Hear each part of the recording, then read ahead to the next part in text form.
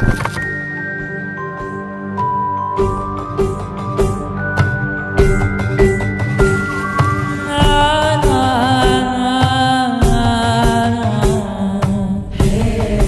ಇವತ್ತಿನ ಸರ್ಕಸ್ ಎಂತ ಅಂತ ಹೇಳಿದ್ರೆ, ಒಂದು ಮಣಿಪಾಲದಲ್ಲಿ 15-20 ದಿವಸ, ಒಂದು ತಿಂಗಳಿಂದ ಒಂದು ಸಣ್ಣ ಗಂಡು ಕರು, ಅದರ ಕಾಲಿಗೆ ಯಾವುದೋ ಕಬ್ಬಿಣದ ಪೈಪ್ ಸಿಕ್ಕಿ ಬಿದ್ದಿದೆ.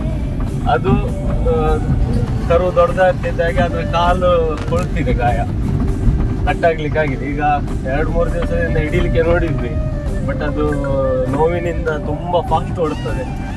ಸೊ ನಮಗೆ ಹಿಡಿಲಿಕ್ಕೆ ಆಗ್ಲಿಲ್ಲ ಅದು. ಹಾಗಾಗಿ ಇವತ್ತು ಮಂಗಳೂರಿನ ವೈದ್ಯರ ಮುಖಾಂತರ ಅದಕ್ಕೆ ಅರಿವಳಿಕೆ ಚುಚ್ಚುಮದ್ದು ನೀಡಿ ಅದನ್ನು ಹಿಡಿಯುವ ಪ್ರಯತ್ನ ನಾವು ಇವತ್ತು ಮಾಡ್ತಾ ಇದ್ದೇವೆ. ನೋಡುವ ಮುಂದೆ ಏನಾಗ್ತದಂತ.